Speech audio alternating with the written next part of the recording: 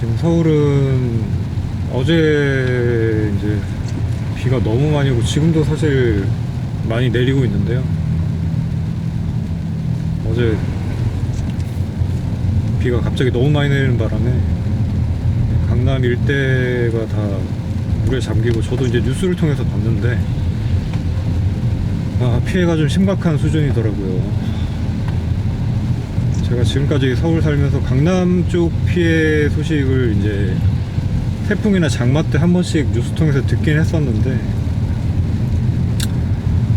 올해만큼 심한 건 또 처음 보는 것 같습니다.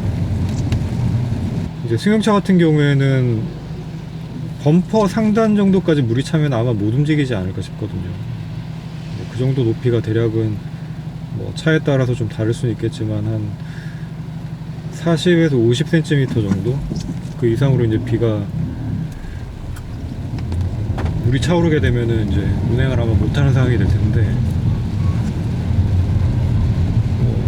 그런 상황이 오기 전에 우회해서 가라 내지는 차를 운행하지 말라라고 얘기는 사람들이 할 수 있지만, 예상치 못하게 갑자기 또 그런 상황을 맞닥뜨리게 되면 저 역시도 진짜 심각하게 당황이 돼서 어떻게 해야 되나 걱정이 많이 될 것 같아요. 딱히 이제 정답이 없는 상황이 되는 거죠. 그렇다고 차를 버리고 올 수도 없는 것이고, 저는 이제 그런 위기 상황이 왔을 때 어떻게 나라면 대처를 했을까, 이런 그 생각들을 한 번씩 해보거든요. 근데 지금 같은 상황이면은 진짜 답이 없을 것 같아요. 그러니까 이 멀리서 보고 물이 차오르는 뭐 지금 상황을 목격을 했다라고 했을 때 이제 우회할 수 있는 도로가 있으면 그나마 다행인데, 만약에 그 일대 전체가 다 갑자기 뭐 한 1시간 정도, 퇴근 시간에는 차가 워낙에 막히니까 차들이 빽빽히 들어선 와중에 그렇게 비가 와버린다 그러면 진짜 답이 없을 것 같거든요, 정말. 그래서 더더욱이 남일 같은 느낌이 드는 게 아니고 나라도 언제든 겪을 수 있는 일이다라는 생각이 좀 들어서 좀 안타까운 마음이 많이 들었습니다. 자, 제가 오늘 이렇게 카메라를 한번 켜본 거는, 되게 오랜만에 이제 촬영을 하는데요, 카메라를 켜본 거는 이제 뭐 모든 경우에서 다 대응을 할 수는 당연히 없겠지만, 그래도 비가 많이 내리는 도로에서 어떤 식으로 운전을 하면 좋을지에 대해서 여러분들하고 의견을 한번 공유를 해보고자 남깁니다. 자, 기본적으로는 이제 비가 많이 내린 상황 같은 경우에는 타이어의 접지를 잘 살리는 것이 이제 가장 중요한 부분이라고 볼 수 있겠죠. 왜냐하면 결국은 차가 움직일 수 있는 게 최종적으로는 타이어가 이제 노면과의 마찰로 인해서 차를 움직여 주는 거니까요. 근데 이제 비가 많이 오는 상황 같은 경우는 지금도 오른쪽 보이실지 모르겠는데 거의 오른쪽 바퀴가 계속 물을 가르면서 운행을 하고 있어요. 특히 이제 도로 설계들이 배수를 위해서 한쪽으로 좀 바깥쪽으로 이렇게 기울어진 설계들이 돼 있잖아요. 그렇기 때문에 지금처럼 배수 시설이 감당이 안 될 정도로 갑자기 비가 많이 온다든지 이런 상황이 되면 한쪽 도로 바깥쪽 면은 필연적으로 이제 물이 이렇게 고일 수밖에 없습니다. 그래서 그런 부분은 가급적이면 이제 피해서 운행을 하시는 게 좋겠고요. 타이어 얘기로 다시 돌아가서, 아까 말씀드렸다시피 이제 차가 움직이는 부분에 있어서, 그러니까 움직이고 멈추는 부분에 있어서는 타이어가 최종적으로 가장 중요한 역할을 하기 때문에 타이어의 상태를 좀 수시로 점검을 하시는 게 좋고요. 트레드 마모가 좀 많이 진행이 돼가지고 타이어의 배수가 나쁜 상태에서는 마른路面에서는 그 차이를 거의 느끼지 못할 수도 있는데, 지금처럼 젖은路面에서는 조금만 속도가 빨라도 수막 현상이 빨리 일어나서 차가 예상치 못하게 컨트롤이 안 되는 그런 상황이 발생을 할 수 있으니까 타이어의 상태를 체크를 해보시고, 이런 부분은 이제 안전하고 이제 직결된 문제니까 점검을 꼭 하셔가지고 교체 주기가 왔다 하면은 교체를 꼭 하시는 것이 좋겠고요. 그리고 타이어의 상태뿐만이 아니라 공기압도 굉장히 중요한 부분이라고 저는 생각을 하고 있습니다. 공기압이 이제 너무 많거나 적거나 둘 다 문제가 될 수 있겠죠. 적정 공기압을 유지를 해주시는 게 좋고요. 저 같은 경우에는 휴대용 컴프레서, 이렇게 타이어 공기압을 채울 수 있는 컴프레서를 휴대를 하고 다닙니다. 그렇기 때문에 공기압을 수시로 점검을 하는 편이고, 지금 제 경우에는 매뉴얼상의 권장 공기압이 이제 열간시 한 34 psi 정도로 되어 있습니다. 냉간 기준으로는 한 30에서 33 psi 정도로 맞추면은 34 psi는 조금만 주행을 하기 시작하면은 바로 이제 올라가거든요. 그래서 이제 적정 공기압을 유지를 하고 있고, 또 요즘 차들은 다 이렇게 타이어 공기압을 계기판에서 다 모니터링을 할 수 있잖아요. 그렇기 때문에 쉽게 확인이 가능한 만큼 수시로 확인을 하시고 공기압을 잘 유지를 하시는 것이 중요하다, 이런 말씀을 드리고 싶고요. 여기까지는 이제 차량 관리적인 측면이라고 말씀을 드릴 수가 있겠고, 그 다음에 이제 실제적으로 이렇게 비가 많이 오는 도로에서 운행을 할 때 어떤 식으로 운전을 하면 조금 더 안전하게 할 수 있을까에 대한 부분을 말씀드릴게요. 그 전에 또 중요한 부분을 하나를 제가 말씀을 드려야 될 것 같아요. 관리 측면에서 이제 한 가지를 말씀을 드려야 될 것 같은데, 유리 발수 코팅, 유막 제거와 이제 뭐 묶어서 말씀을 드리면 될 것 같죠. 그러니까 유막 제거를 하고 이 유리 발수 코팅을 하시는 거, 이게 안전을 위해서 저는 상당히 중요한 부분이라고 생각을 합니다. 자, 왜냐하면은 이제 1차적으로는 우리가 운전을 하면서 시각으로 굉장히 많은 정보를 받아들이게 되잖아요. 근데 이 전면 유리를 포함해서 측면까지 유리를 통해서 받아들일 수 있는 시각 정보가 제한이 된다면, 굉장히, 특히나 지금처럼 비가 많이 오는 상황이라면은 아주 위험한 상황과 맞닥뜨릴 수도 있게 되는 거죠. 자, 그래서 저 같은 경우에도 이제 매번 세차를 할 때마다 이 발수 코팅을 해주고 있거든요. 근데 이제 발수 코팅을 하게 되면 화면상에는 잘 보이실지는 모르겠는데, 이 물방울이 친수라고 하죠. 이렇게 물줄기처럼 흘러가는 것이 아니고 방울방울 이렇게 표면에 맺히게 됩니다. 그런 효과로 인해서 친수 상태보다는 이제 발수 상태가 조금 더 시야 확보에 좋은 측면이 있고, 근데 이제 발수 코팅을 하기 전에는 그 유막 제거라는 거를 해 주셔야 된다고 보통 얘기를 많이 하죠. 유막이라는 게 이제 유리에 기름띠처럼 이렇게 오염물질이 지속적으로 이제 끼다 보면 와이퍼질을 했을 때 깔끔하게 닦이는 게 아니라 꼭 번지듯이 이렇게 닦이게 되는데, 이제 그런 부분을 제거를 해 주신 다음에 발수 코팅을 해 주셔야 조금 더 깨끗한 시야가 확보가 가능하니까, 그 두 가지는 같이 이제 묶어서 해 주시는 거고, 저는 이제 차 출고 이후에 첫 세차할 때 제가 이제 직접 유막 제거와 발수 코팅을 다 했습니다. 그 이후로는 이제 유막 제거는 따로 하진 않고요. 제가 세차를 그래도 한 달에 한 번 정도는 하는 것 같거든요. 최초 이제 유막 제거한 이후에는 세차할 때마다는 그냥 발수 코팅 정도만 해주고 있는데, 이 발수 상태가 잘 유지가 되는 것 같아서 좋습니다. 그리고 또 한 가지, 뭐 이거는 중요하다면 중요할 수 있는 부분이겠고 또 아닐 수도 있겠지만, 제가 이전에 타던 차 같은 경우에는 이제 중고차를 가지고 오다 보니까 틴팅의 농도를 제가 그 이후에 틴팅을 따로 하진 않았거든요. 그래서 틴팅의 농도를 따로 제가 원하는 대로 할 수는 없었는데 좀 진하게 돼 있었습니다. 전면 유리 같은 경우에는 뭐 그렇게 진하게 돼 있었던 건 아닌데, 측면 유리가 좀 많이 진하게 돼 있다 보니까 야간 시야 확보가 당연히 좋진 않고요. 그리고 특히 비가 내리는 야간 상황이면은 측면 사이드 미러로는 거의 시야 확보가 잘 안 되는 상황이었습니다. 근데 이제 지금 같은 경우에는 제가 틴팅을 하긴 했는데 되게 좀 밝게 했어요. 지금 투과율이 제가 기억하기로는 25% 정도 투과율이거든요. 뭐 그랬던 걸로 지금 기억을 하거든요. 투과율이라고 하면 반대로 얘기를 해야 되나? 75%라고 얘기를 해야 되나? 하여튼 국민 틴팅이라고 얘기를 하는 그 농도보다는 좀 많이 밝게 했습니다. 그래서 시야 확보도 좋은 편이고, 이 틴팅 같은 경우에도 특히 이제 비가 많이 내리는 상황, 야간 운전까지를 해보시면은 아마 많이들 공감을 하실 거예요. 그러니까 맑은 날 운전을 할 때는 뭐 큰 문제를 못 느끼는데, 이제 야간 운전에서도 뭐 크게 불편함을 못 느끼고 있다가 지금처럼 날씨가 안 좋은 이런 상황에 야간에 특히 어두운 곳, 가로등이 별로 많지 않은 그런 곳들을 운행을 해보시면 굉장히 크게 와닿는 부분 중에 하나입니다. 이 사이드미러가 잘 안 보인다라는 게 생각보다 굉장히 큰 공포예요.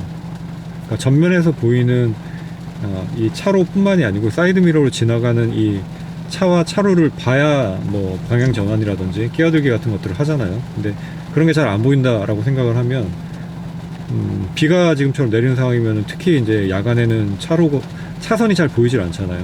그런 부분에서 굉장히 운전에 아마 어려움을 겪게 되실 겁니다. 그래서 틴팅을 조금 밝은 걸로 하시는 게 또, 만약에 아직 출고를 안 하셨거나 틴팅을 하고자 이제 계획하시는 분들이라면 좀 추천을 드리고요. 모든 상황에 다 이제 적응을 할 수 있는 그런 환경이어야 되지 않을까 싶거든요. 맑은 날에만 운행을 할 게 아니라면. 전방 센서가 왜 이러나 모르겠네. 예, 여기까지가 이제 차량 관리적인 측면에서 신경 쓰시면 좋겠다 싶은 부분을 제가 좀 골라서 말씀을 드려봤고요. 자, 그 다음에 이제 운전 측면에서 한번 말씀을 드려보겠습니다. 운전 측면에서 이제 보자면은,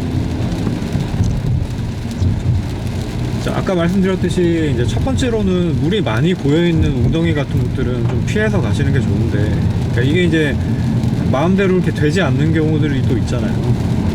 어쩔 수 없이 그런 웅덩이를 이제 밟고 지나가게 되는 그런 상황에서, 자, 그럼 어떻게 하면은 좀 위험하지 않게 운전을 할 수 있을까? 일단 물웅덩이를 밟고 지나가는 순간을 생각을 해보면은 그 웅덩이의 깊이라던가 뭐 속도에 따라서 차의 반응이 다 다를 수는 있겠지만, 평소 때 별 문제 없는 진행 속도, 마른 노면에서 속도라고 했을 때도 물웅덩이가 깊이가 꽤 깊다든지 아니면은 깊이가 깊지 않음에도 불구하고 얕은 상황에서 빠른 속도로 지나가게 되면은 그 물웅덩이를 지나가는 그 순간은 속도에 따라서는 순간적으로 접지력이 완전히 상실이 되어버리는 경우가 있을 수 있거든요. 그렇게 되면은 예를 들면 우측 바퀴가 지금 접지력을 상실해 있는 상태다 라고 하면은 좌측 바퀴에만 지금 동력이 걸려 있겠죠.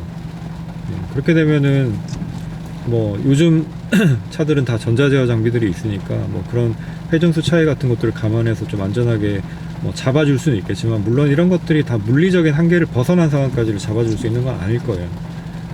그렇기 때문에 그런 상황에서 만약에 놀라서 갑자기 뭐 브레이크를 조금 세게 밟아버린다든지 아니면 악셀에서 발을 급작스럽게 떼버린다던가, 자, 이렇게 되면은 이 두 가지 행동 모두 다 차의 관성에 큰 영향을 주는 행동이라고 보실 수가 있을 겁니다.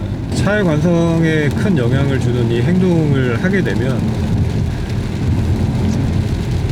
우리가 타이어가 미끄러지게 되면은 차라는 이 물체는 지금 타이어가 접지를 하고 있기 때문에 관성에 저항해서 가속도 할 수 있는 거고, 그다음에 브레이크를 밟아서 감속도 할 수 있는 거고 그런 거죠. 근데 이제 타이어가 접지력이 없어져 버리면은 운전자가 하는 조작이 어떤 그 피드백도 줄 수가 없는 상태가 되어버리는 겁니다. 그러니까 말 그대로 관성에 저항할 수 있는 조작을 할 수 있는 게 아니라 그냥 차가 받고 있는 관성 그대로 따라갈 수밖에 없는 상황이 되어버리는 거예요. 자, 그렇게 되면은 예를 들면 조금이라도 한쪽으로 어떤 딱 완전한 직진 상태가 아니라 한쪽으로 약간 치우친 정도의 상황이다 라고 하면 그쪽으로 그냥 지금까지 그 관성을 제어하던 힘들이 다 없어져 버리게 되고 그대로 관성을 따라 흘러버리겠죠. 그래서 이게 뒤쪽이 순간적으로 접지력을 잃어버리게 되면 차가 스핀을 해버릴 것이고, 만약에 앞쪽이 접지력을 잃어버렸다 라고 하면은 뭐 코너를 도는 중이었다면 바깥쪽으로 밀려나가서 가드레일과 접촉을 하거나 다른 차와 이렇게 부딪히게 되는 뭐 이런 일들이 생길 수 있습니다. 자, 그래서 보통은 뭐 브레이크를 나눠 밟으라는 얘기도 하고 악셀에서 발을 떼라는 얘기를 보통 하죠. 그런 얘기를 하지 않나요?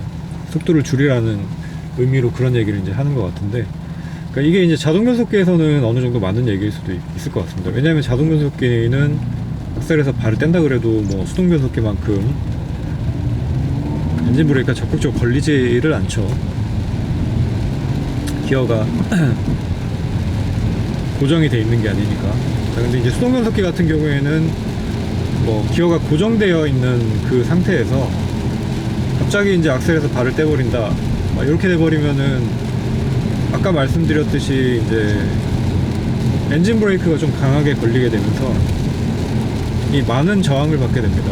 그 얘기는 이 역시 이제 차의 어떤 고동을 흐트러뜨리는 요소가 될 수 있는 거죠. 그렇기 때문에 수동 변속기 운전을 하게 될 때에는 악셀에서 갑자기 발을 떼는 동작 역시도 별로 좋은 동작은 아니라고 생각을 합니다. 근데 이제 이 부분은 자동 변속기 조작할 때도 저는 마찬가지라고 생각을 해요. 그러니까 차의 조작적인 측면이긴 한데 이제 지금 현재 차에 적용되고 있는 이 관성이 어느 정도이고 내가 이 관성을 최대한 거스르지 않게 어떻게 운전을 할 것인가에 대한 생각을 하셔야 된다는 거죠.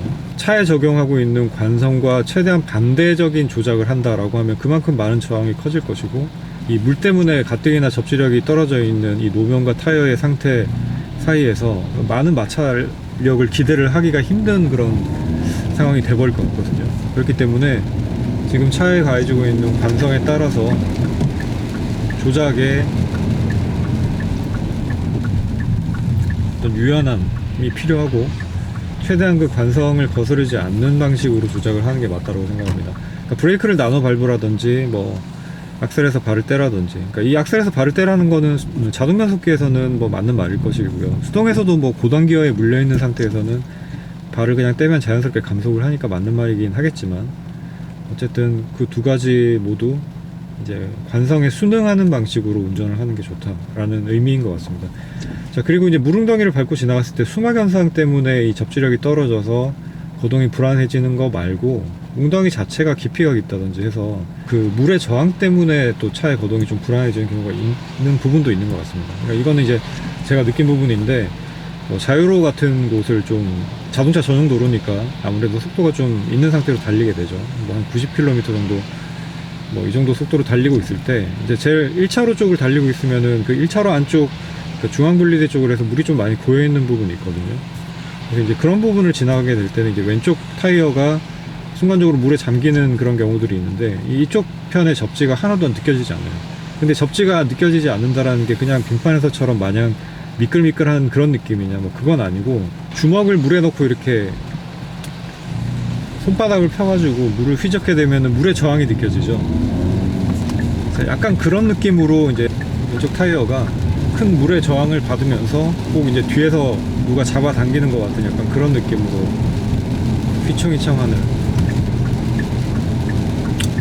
그런 식의 이제 움직임을 보여주는데, 자, 그럴 때 이 평소와 다른 움직임 때문에 당황이 돼가지고 브레이크를 밟으면 어떻게 될까요? 그렇게 되면 그 순간은 약하게 밟으면 물론 상관은 없는데, 당황이 돼가지고 브레이크를 좀 세게 밟는다던가, 아니면은 핸들이 아무래도 휘청휘청 하니까 이걸 잡겠다고 놀라서 핸들을 좀 과하게 조작을 하게 되면 아마 거의 차는 불안불안하게 움직일 것 같습니다. 제가 그렇게 해보진 않았는데 예상으로는 아마 그렇게 움직일 것 같아요. 물론 이제 그 사이에 속도를 많이 낸 게 아니라면은 물의 저항 때문에 자연스럽게 속도는 줄어들겠지만, 그 사이에서 이제 굉장히 차가 좀 불안한 거동을 보여줄 수가 있을 거고요. 네, 그래서 이제 저는 사실 뭐 빙판길 주행을 할 때도 그렇고, 이렇게 비가 많이 내릴 때 뭐 자동 변속기 운전을 할 때도, 사실 제가 자동 변속기를 운전을 할 때도 굉장히 큰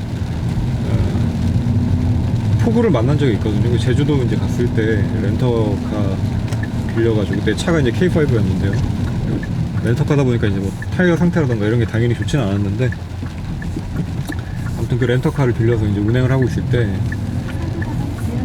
한라산 넘어가는 중에, 그러니까 진입하기 전부터 이제 비는 많이 내리고 있었죠. 근데 이제 한라산 넘어가면서 내려오는 길부터 시작해서 비가 진짜 엄청나게 앞에 안 보일 정도로 지금보다 훨씬 더 비가 많이 내리고 있었거든요.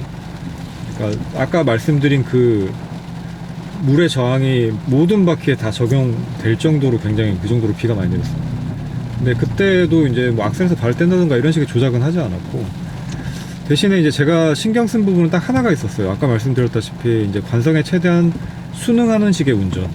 이제 그걸 하려면은 지금 차의 속도에 대비해서 앞, 뒤, 좌우 어디든 어느 쪽으로도 차가 쏠리지 않는 그런 느낌. 그러니까 그 상태, 약간 그 수면 위를 유유자적하게 움직이는 어떤 보트 같은 느낌의 운전이라고 해야 될까요? 이제 그런 식의 운전을 하기 위해서 악셀 조작도 굉장히 섬세하게 좀 조작을 했고, 브레이크도 역시 마찬가지로 이제 그런 식으로 조작을 했습니다.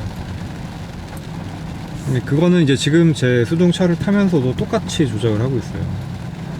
이제 기본적인 것들은 당연히 있죠. 그러니까 제동거리가 비가 오는 날은 당연히 더 길어지기 때문에 평소 때보다 감속해야 되고, 그 다음에 브레이크도 조금 빨리 밟는 게 좋고, 이게 이제 앞차와의 어떤 안전을 위해서기도 하지만 브레이크를 좀 빨리 밟아주는 것의 필요는 뒷차에게 좀 어떤 그 경각심을 주기 위함이라고 생각을 하셔야 돼요. 그러니까 내가 제동할 수 있다가 아니고 뒷차가 조금 더 여유 있게 제동할 수 있게 하게 만들어 주기 위해서 브레이크를 조금 더 빨리 밟아준다라고 생각을 하시는 게 좋습니다. 왜냐면은 내가 아무리 주의 운전을 하고 내 능력에서 컨트롤할 수 있는 운전을 한다고 하더라도 앞차랑 너무 거리 유지를 안 하고 브레이크를 급하게 막 밟고 이렇게 운전을 만약에 해버린다면 나는 멈출 수 있을지 모르겠지만 뒷차는 멈추질 못하잖아요. 네, 그런 문제들이 생기기 때문에 그런 부분은 뒷차에게도 좀 대비할 시간을 주는 그런 식의 운전을 하시는 게 안전을 위해서 좋고, 사고라는 게 내가 아무리 조심해서 안 난다고 하더라도 다른 주변의 차들이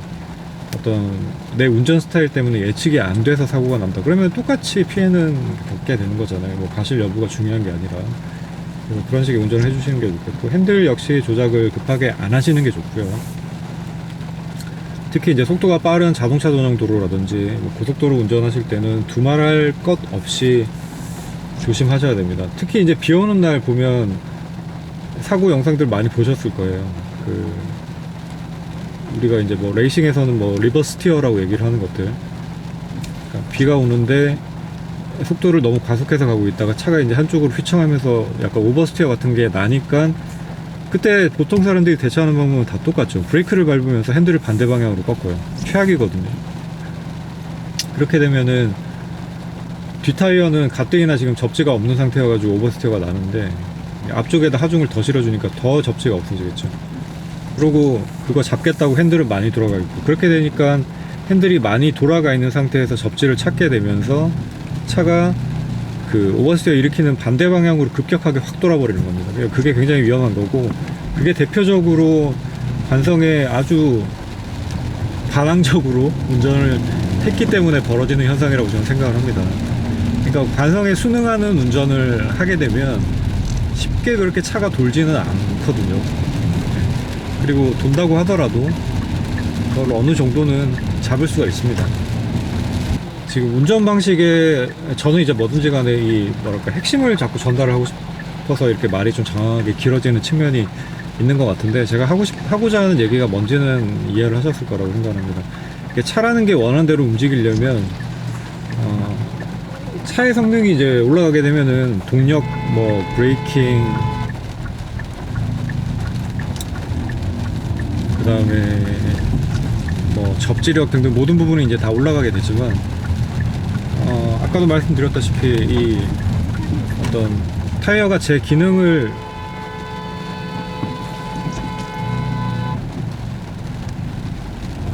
어떤 미친놈이라고 제 기능을 발휘를 못하고 있는 상황이라면 뭐 아무리 엔진이 고성능이고 브레이크가 고성능이라고 해도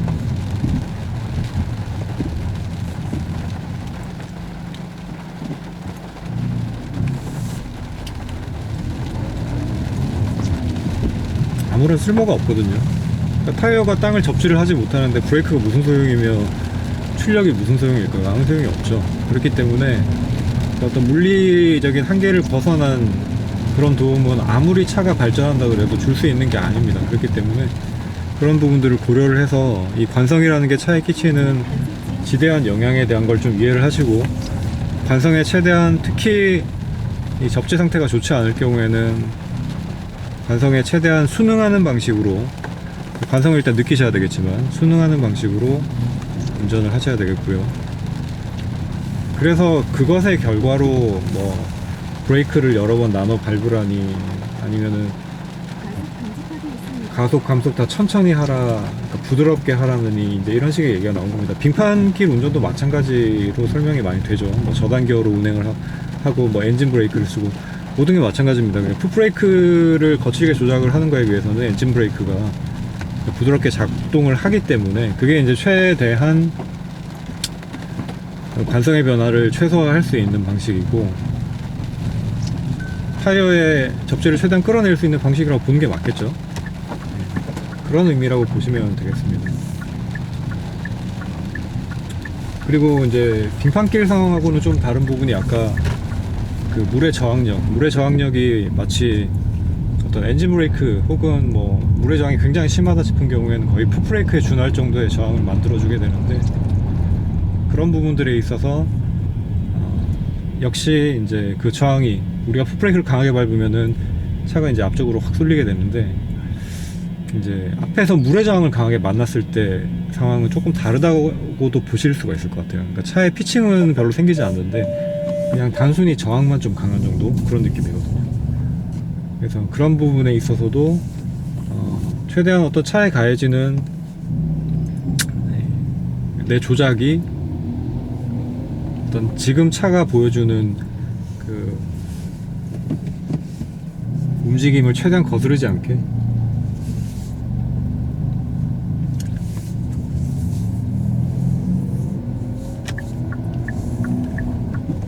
그렇게 조작을 해주도록 노력을 해주시면 조금 더 안전운전에 도움이 되지 않을까 라는 말씀을 드리고 싶습니다. 지금 말이 조금 장황했죠? 그래도 여러분들 다 이해해 주셨을 거라고 생각을 하고요. 네, 이번 영상은 뭐 이렇게 마무리를 하겠습니다. 이제 뭐 다른 유튜버 분들처럼 뭐 1번 뭐 2번 뭐 이거는 꼭 하셔야 되고 이것만 하시면 빗길 안전 운전 완전 됩니다, 뭐 이런 식의 말씀은 제가 못 드릴 것 같아요. 제가 그만큼 막 차에 전문적인 사람도 아니고 하기 때문에 못 드릴 것 같지만, 제가 경험적으로 이제 느낀 것들을 통틀어서 이제 말씀을 드렸고요. 무엇보다 이제 운전을 어떻게 하느냐에 떠나서 차량 관리가 선행이 되어야 이 모든 것들이 성립이 되기 때문에, 아까 말씀드렸다시피 타이어의 상태라는 거 굉장히 중요하거든요.